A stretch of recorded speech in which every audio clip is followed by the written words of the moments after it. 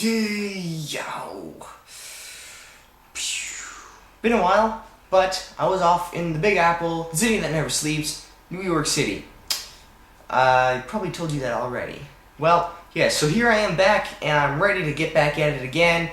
So why don't we kick things off with a good old-fashioned, extremely rare, and overly expensive standard Godzilla figure review, Jet Jaguar.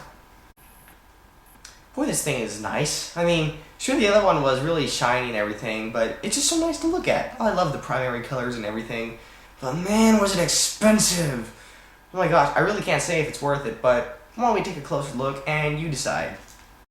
So, first off, among the other various tags that came attached to this guy, the most important one, I believe, was the actual tag that told you what the heck this thing is.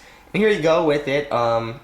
There's Jet Jaguar shaking Godzilla's hand, and there is the old-fashioned Godzilla sticker with Bandai, and I'm assuming that says Jet Jaguar in Japanese, made in 1993. So this is one of the old original Bandai figures that was made with the during the time when they were making those other Showa age monsters. And actually, this is really cool. One of the best ones one of the better figures anyway to come out of that whole thing.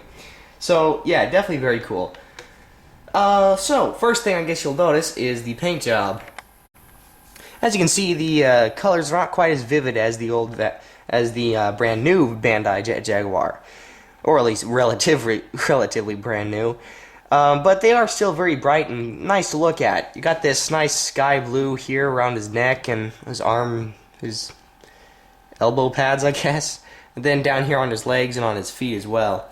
Very nice blue. That's my favorite. Or maybe this mustard yellow. That's very nice. Cool. That's very cool too. I don't like this usual default crummy gray, but it is nice. It is kind of fitting, seeing as how he's a robot and all. And they did manage to incorporate the sparkliness in it that makes it kind of look a little bit that much more metallic. Not quite as much as the new one, once again, but still, it is very nice. It does give it a nice effect when you look at it in the light. And then you got this little arrow pointing down, who knows where, on his, well, yeah. And so yeah, very nice, very cool, very neat colors. I love these colors. Jet black eyes for Jet Jaguar, maybe? I don't know. But yeah, so just loving the colors here. Now let's take a look at this detail. Now for some reason, I'm not quite sure why. Maybe it's because they didn't have as good technology back then as they do now, but the face just does not quite seem right. I mean, yeah, it's obviously Jet Jaguar, but it's just, I don't know, compared to the other one, it just didn't quite look the same. It just, maybe it's not quite as sharp and well accented as the new one, but it just doesn't look quite right. But this really bright gray does not help it at all, because it just doesn't look like the one from the movie. It looks like it looks kind of white in this light, and it really is, but you can still tell it's kind of gray. But as far as detail goes, it's not as good as the new one, once again, but it is pretty good, actually, especially for back then.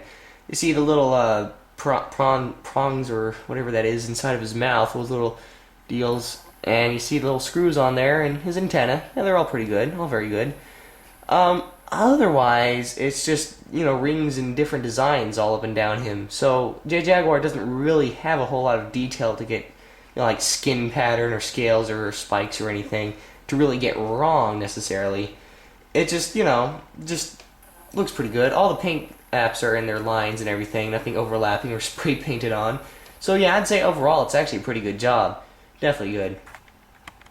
Now, articulation-wise, well, being a more humanoid-sized creature or whatever, you'd think it'd be better articulated, but as it turns out, it's not really that well articulated.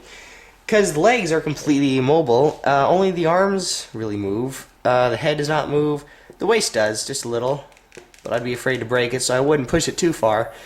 But, it is basically the same as the new one, but just, pretty much just that. That's pretty much all it does.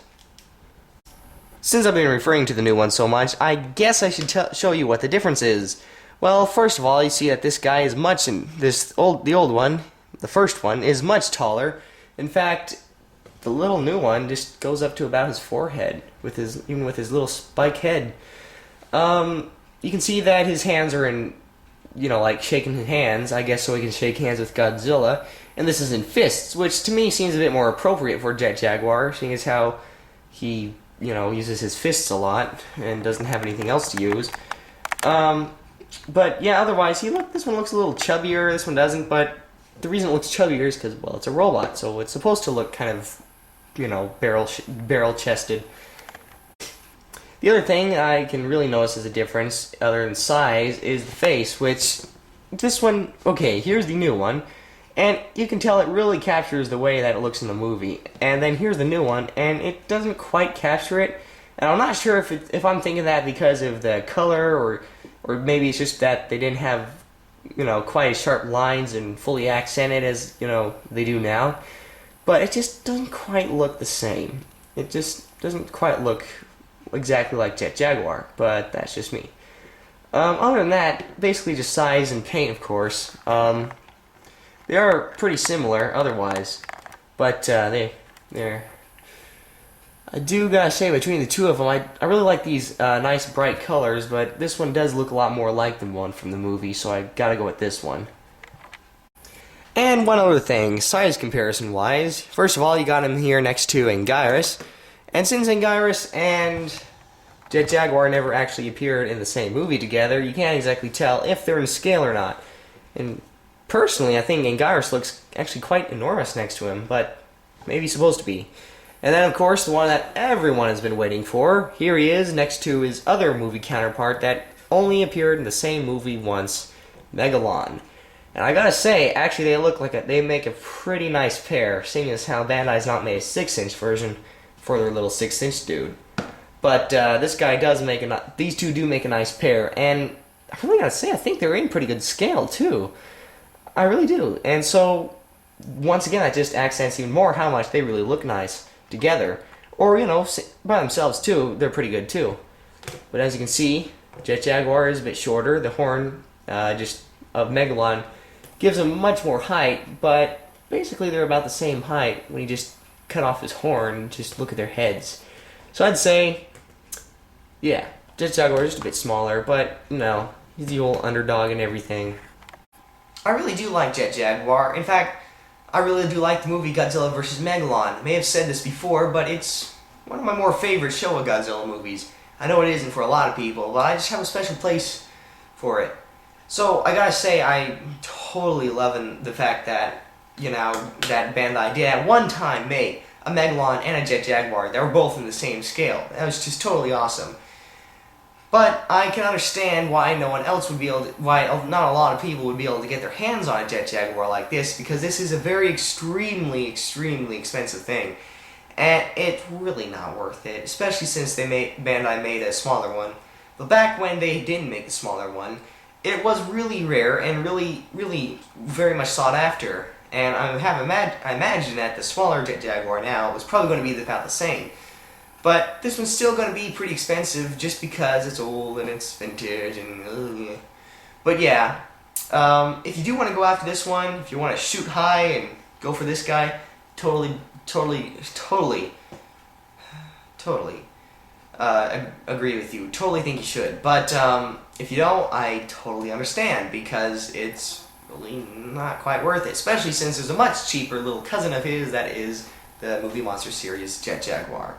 Of the two, this one is actually quite better, but I do like this one a lot as well. So if you want to get one or the other or both, then I definitely recommend going after and getting one of these guys.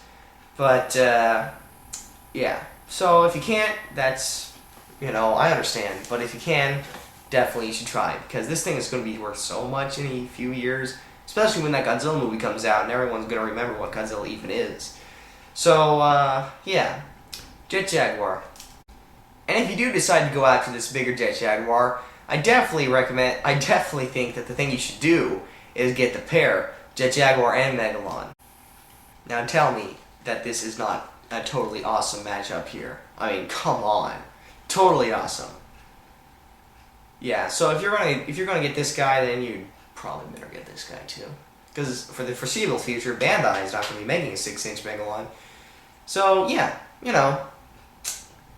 your choice. But as for me, I'm Creature Ink Guy, This is a standard Jet Jaguar. I'll see you later, gents and ladies.